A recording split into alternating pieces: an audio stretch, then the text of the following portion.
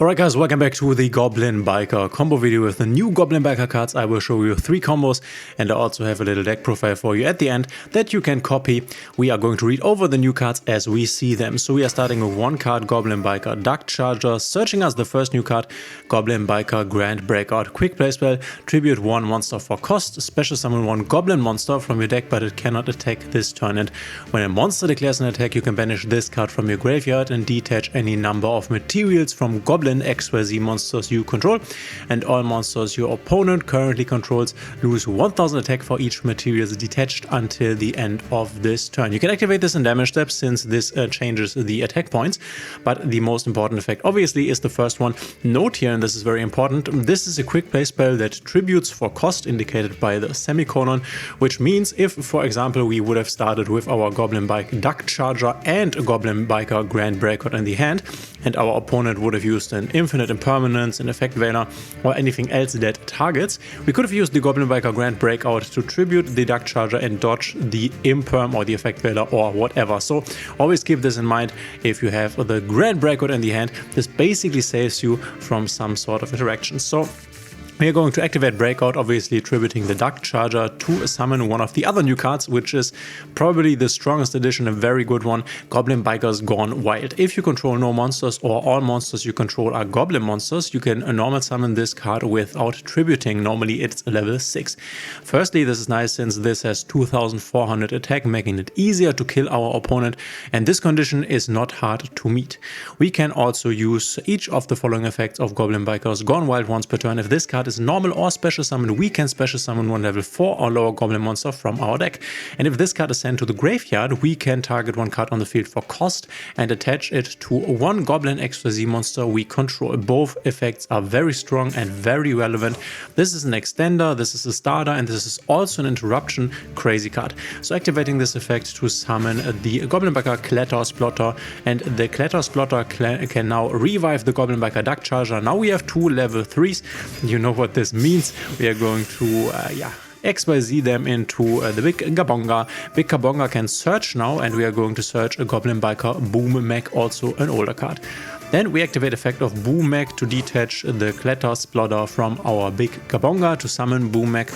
And then we are going to go a Link 2 into an IP Masquerina, which now we will be able to do a lot of things on our opponent's turn. Let me show you. In the end phase, you can activate Big Gabonga to attach Goblin to the XYZ here. We have attached Goblin Biker Mean Merciless in this case. So we pass over to our opponent, and in the main phase we can basically start our plays.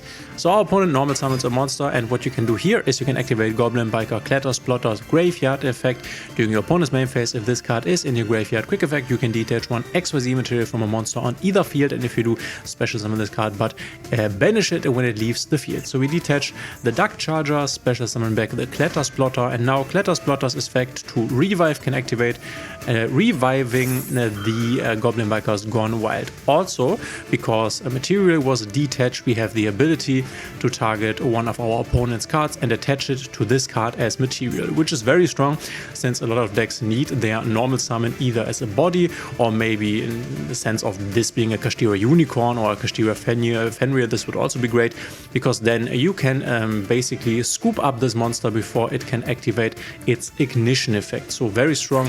So let's attach this to our Big Gabonga and we resummon our Goblin Bikers Gone Wild. Obviously, Goblin Bikers Gone Wild can now also activate to summon from the deck another Goblin Biker Duck Charger. Duck Charger can activate to search follow-up in this form of Goblin Biker Grand Entrance.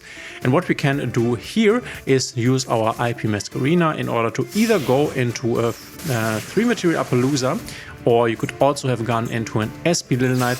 Keep in mind that this Goblin Bikers Gone Wild goes to the graveyard, activating its graveyard effect, which means we can now attach a monster on the field to one of our XYZ monsters, in this case using our own monster, but obviously you want to use your opponent's monster, which means you want to use your IP Masquerina at a point where your opponent has cards that you can attach with the Goblin Bikers Gone Wild. This is all we can do with 1 card, which is actually insane. The interruptions are very layered, some from the graveyard, some from the field, which is always nice, and we have a follow-up with an Appaloosa with 3 materials or an SP Little Knight being very, very strong, and I will show you a 2-card combo next that is even better. Since we are playing 3 offs of all the cards I am showing you right now, it is not unlikely to open them together in this case, and I've talked about this before. We have opened Goblin Biker Duck Charger together with Grand Breakout. So we are activating Duck Charger here, and now you could, for example, use the Grand Breakout to tribute the Duck Charger to dodge an Imperm or an Effect Veiler. In this case, we are going to add the Goblin Biker Grand Entrance because we already have the Grand Breakout in the hand. Then activate Grand Entrance. We are searching the Clatter Splotter. Next thing, we are going to use our Grand Breakout tribute to summon once again Goblin Biker's Gone Wild. Gone Wild's effect will now be activated, and we summon Goblin Biker Mean Merciless. We cannot activate Mean Merciless if this card is normal special summoned. You can add, you can special summon one Goblin monster from your hand except Goblin Biker Mean Merciless, giving us the ability to get the Clatter Splotter on the field, and Clatter Splotter can now activate its effect to resummon the Duck Charger. At this point, we use 2 bodies here, 1/6 and 1/3, to go into IP Masquerena and use the other ones this time once again to go into Big Gabonga. Now what we are now going to do is activate Big Gabonga to search, and we are searching the Boom Mech.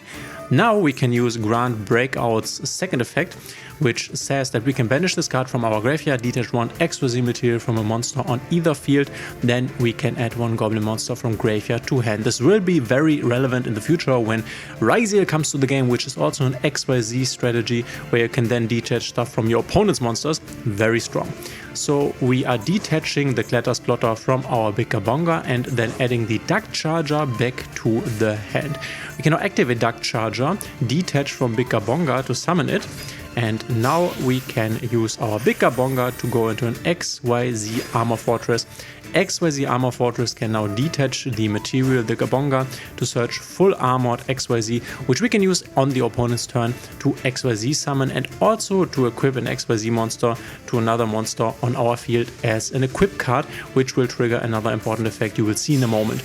We are going to overlay for full armored Dark Knight Lancer. This is the card that when something gets equipped, it can choose a card on the field and attach the card to this one as a material. Another interruption that we have.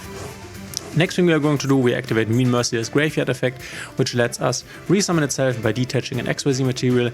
And now we have 2 level 3s on the field that you can now use to go into a lot of different things. In this case, you could, for example, go into Bamboozling Gossip Shadow, but you could also go, and this is in the extra deck as well, into something like the number 3 Cicada King, which both of them are monster interruptions.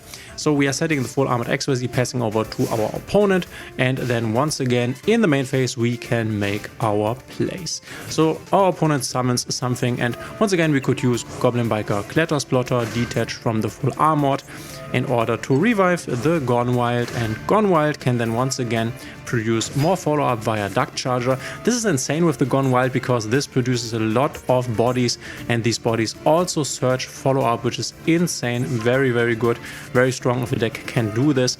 And now we can, for example, use our full armored XYZ in order to make a Big Gabonga here, which gives us even more follow-up, but also makes our Goblin Bikers Gone Wild live, since if this card is sent to the graveyard, we can target 1 card on the field for cost, attach it to 1 Goblin XYZ monster we control. Keep this in mind. If you get this one to the graveyard, you will need a Goblin XYZ monster in order to use this attachment effect. So we are searching a Goblin Bikers Gone Wild for follow-up because we can special summon this card whenever we control only Goblin monsters or no monsters. Next we can, for example, use full armored XYZ second effect to equip to our full armored Dark Knight Lancer the Goblin Biker Big Gabonga from the graveyard, triggering our Dark Knight Lancer to snatch up the Alexandrite Dragon. And then, for example, our opponent plays even more cards. We have a Monster Negate left, we have our IP Masquerena, our Goblin Bikers Gone Wild interruption. We could go into an SP here, for example. You could also go into an Appaloosa, whatever you want. So, for example, if you already have used up the number 75 Bamboozling Gossip Shadows effect, and then also the Big Gabonga. You could also go into Appaloosa here, and remember, we can use our Gone Wild from the graveyard to attach something. So we have a lot of interruptions, a lot of follow-up, really crazy for a 2-card combo. Let me show you another 2-card combo that you will also often see. So another combo that you could face is the combination of the Prison and the Entrance. We are starting with the Entrance here to search a Goblin monster, in this case Gone Wild. Gone Wild is our best starter, so to say. Gone Wild, a special summon effect to summon Duck Charger, which would be our second best starter. Duck Charger can now search the trap, which is also new because we already have the Breakout in the hand and we already have used Entrance. Goblin Biker Grand Crisis. You can target one Goblin monster you control and one monster your opponent controls, or target one Goblin monster in your graveyard and one monster in your opponent's graveyard. Banish both. Importantly, this is a continuous trap, which means you can use this every turn. You can send this face-up card from the spell trap zone to the graveyard, then target 5 of your banished Goblin monsters with different names, special summon them. So also nice, you can use this to kill your opponent, but you can only use one Goblin Biker Grand Crisis effect per turn, and only once that turn you will need to decide which one you want to use. But obviously you need to use this a few times in order to have banished Goblin Biker monsters to use the second effect. So the second effect being not that relevant, obviously. Next we are going to activate the Grand Breakout Tribute Duck Charger for once again Clatter Splotter. You can see where the combo lines basically are the same. We want to achieve the same thing. Basically Clatter Splotter revives the Duck Charger, and then we go into our Big Gabonga, which gives us another search. We have multiple searches with the new cards. Getting the Boom Mech, we activate Grand Breakout once again, detaching the Duck Charger from our Big Gabonga and adding the Duck Charger back to the hand. Now we activate Duck Charger, detaching another material from Big Gabonga and special summon it. And now we make an IP Masquerina and leave the Big Gabonga on the field. That we can now use to go once again into Armor Fortress, and Armor Fortress once again detach at the full armored XYZ to the hand.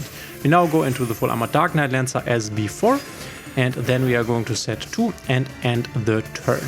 So now on our opponent's turn, once again in the main phase, we have our graveyard play via our Goblin Biker Clatter Splotter, detaching here to summon itself, and then once again, you know this already by now, we can summon Gone Wild, and Gone Wild gives us another Duck Charger, or in this case we are summoning Mean Merciless because we have the Boom Mech in the hand, and Mean Merciless now can summon this Boom Mech, giving us even more bodies for potential Appaloosa and also for our XYZ summon here.